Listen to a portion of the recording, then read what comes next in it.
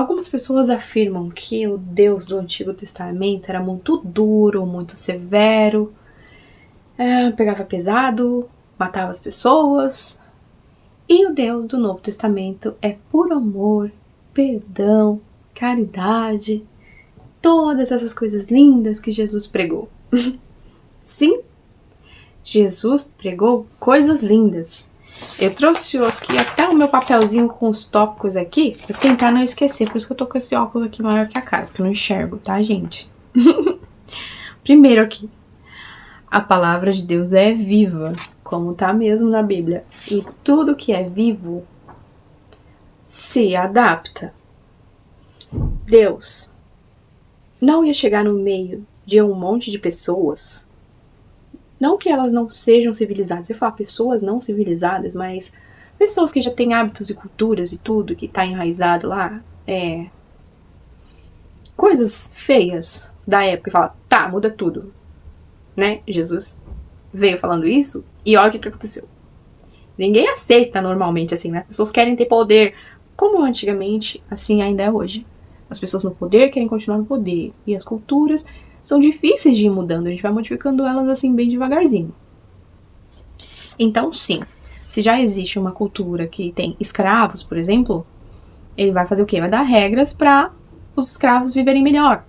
E em um tempo, coisas lá, tipo, não é como a escravidão bíblica lá no tempo bíblico e na Bíblia, não é o que a gente tem como escravidão hoje. Hoje não, porque hoje não tem escravidão, mas o que a gente tem como a escravidão no Brasil, por exemplo, né, que eram, eu não vou falar palavras pesadas pra gente não ficar com uma vibe pesada, mas todo mundo sabe o que aconteceu na história da escravidão. Mas lá não é assim. Lá as pessoas se davam como escravo, né? Por exemplo, Jacó, para poder casar, trabalhou como escravo durante 7 anos por uma das filhas.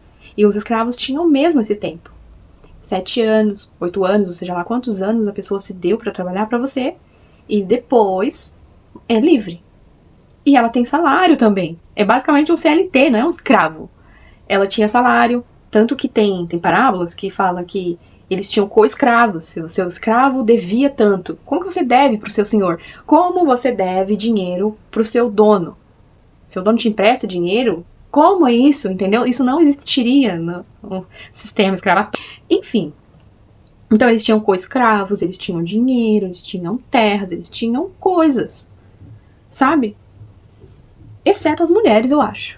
As mulheres, eu não sei se elas tinham terras, se elas tinham coisas. Porque até quando as mulheres tinham marido, se elas ficassem viúvas, elas ficavam na pobreza, né? Porque uma mulher não tinha como, eu acho que, trabalhar num trabalho que dê dinheiro pra sustentar uma casa. Até tem mulheres que trabalham, mas quando as coisas começaram a evoluir, né? Já lá, quando Jesus já estava pra vir, as mulheres costuravam, faziam coisas, né?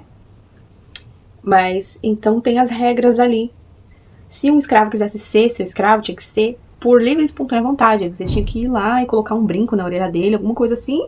E ele tinha que declarar, eu amo meu senhor e eu quero continuar servindo ele pro resto da minha vida. Então, a gente não imagina um escravo fazendo isso. Então, tinha que ser... A gente deduz que era como um salário. Um salário mesmo, pago pra um CLT, sabe? Mas, enfim, essa parte ficou até longa, enfim. Então, o ensino de Deus vai se adaptando tanto para a época quanto para pessoas. Por exemplo, tem um caso lá que uma pessoa foi morta por estar trabalhando no sábado. E isso é um castigo duro demais. Até mesmo para Deus. Não é mesmo? Porque Deus é amoroso. Deus ia matar uma pessoa só por causa disso? Então tem coisas que Deus fez ali pra gente entender a importância do mandamento. Ou porque já conhecia o coração daquela pessoa. Ele já não era da luz, digamos assim. Porque... isso vai acontecer em grande escala depois. Não pense que, o Deus do Novo Testamento não mata as pessoas. O que vocês acham que é o Apocalipse bíblico? O que vocês leem quando vocês estão lendo ali? O que vocês interpretam como as pessoas buscaram a morte e não acharam? Porque elas vão sofrer demais naquele dia. É o mesmo Deus, vocês estão entendendo? Então, ele já classifica as pessoas como vivas ou como mortas lá. Então, se o homem já era um morto, já não tinha salvação, então não muda nada pra Deus o quanto que ele vive. Mesma coisa eu.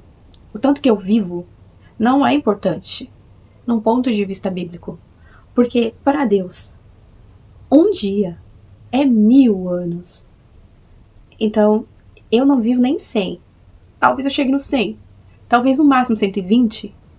Em questões matemáticas, quanto que eu vivi para Deus? Eu vivi 10 minutos? Eu vivi quanto? Pouquinho. E quem morre criança, viveu quanto? Tem pessoas que não chegam nem a ver a luz, nem a nascer. Então, o jeito que Deus vê a gente não é o jeito que a gente se vê. Nosso cérebro é limitado. Nós não aceitamos a realidade como ela é. Se alguém mostrar uma realidade diferente para um ser humano, por exemplo, se vier um alienígena aqui, vamos supor, e a minha mãe vê, que ela já é um pouco mais velha, ela pode não aceitar essa realidade e ficar louca. Então, o nosso jeito de pensar, igual está escrito na Bíblia, os meus pensamentos não são os seus pensamentos. Lembra disso. Deus pode enxergar a gente como um pontinho de energia que eu coloquei ali, e esse eu vou passar para lá, e esse eu vou passar para cá. São pontinhos. Se você entrar lá e olha que isso é de dar crise existencial na gente. Mas se você entrar num site que tem a população mundial em tempo real, aqueles números, eles estão assim.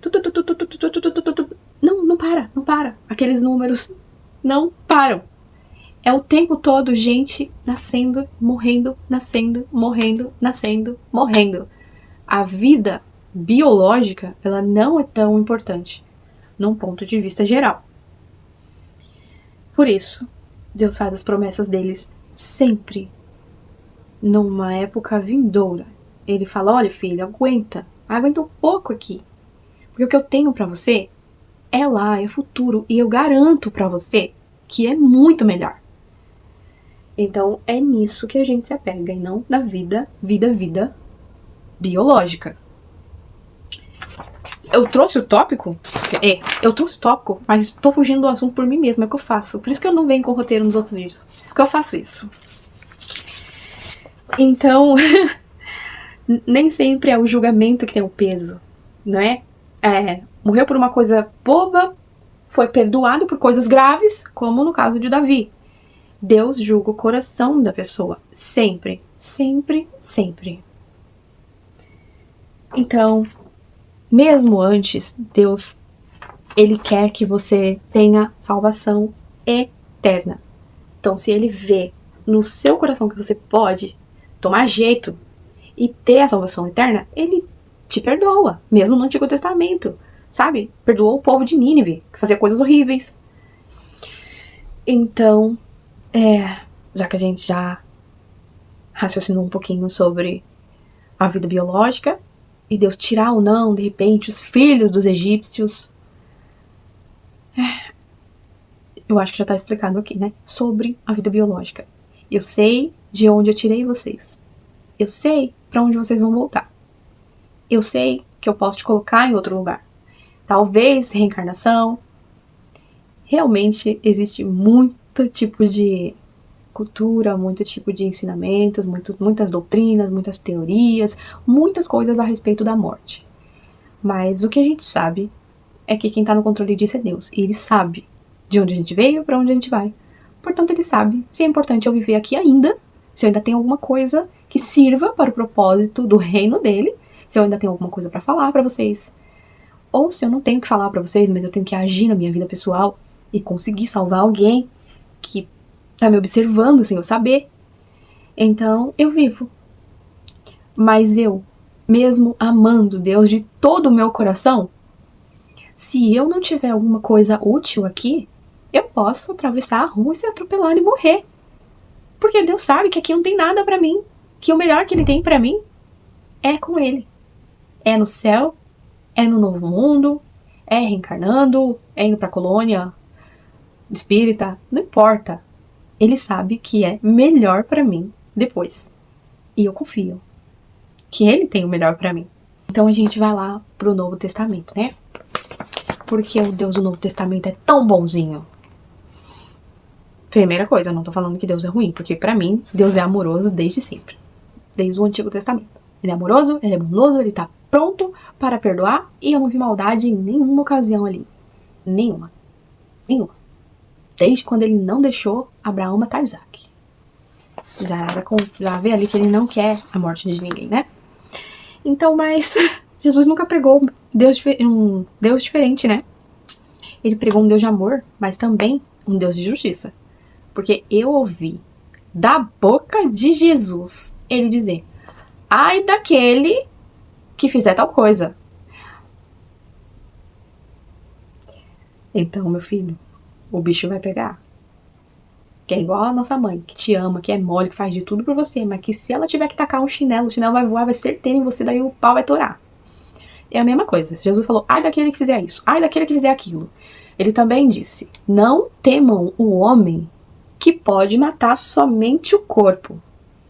Ou seja, focando mais uma vez que a vida biológica não é tão importante, ela é importante. E é por isso que a gente tem leis que a gente não pode tirar a vida do nosso irmãozinho, né? Que a gente tem que cuidar das pessoas, que a gente tem que cuidar dos animais e tudo mais. Então a vida, ela é importante, mas não tão importante. O mais importante é a salvação da nossa alma, porque Jesus disse: temam aquele que além de matar o corpo, pode matar também a alma, pode jogar a sua alma na geena ardente, no inferno. Então sim, meus amados, Deus do Novo Testamento também é um Deus de justiça. E se você ficou revoltado por Deus ter tirado os primogênitos do Egito, em Apocalipse não vai ser só do Egito. Pode ser eu, meus filhos, seus netos. Todos os que não estiverem do lado do bem vão ter o mesmo destino. Então, sim, o Deus do Antigo Testamento é o mesmo Deus do Novo Testamento. Se você não concorda ou concorda, se você tem alguma coisa a acrescentar aqui, ou se você simplesmente acha que eu sou louca, tô viajando na maionese, comenta aqui pra me ajudar a crescer. Curte, compartilha, se inscreve, porque de onde veio isso aqui da cabeça que tá até explodindo de tanta coisa que eu tenho pra falar pra vocês. De onde veio isso? Tem muito mais. Beijo.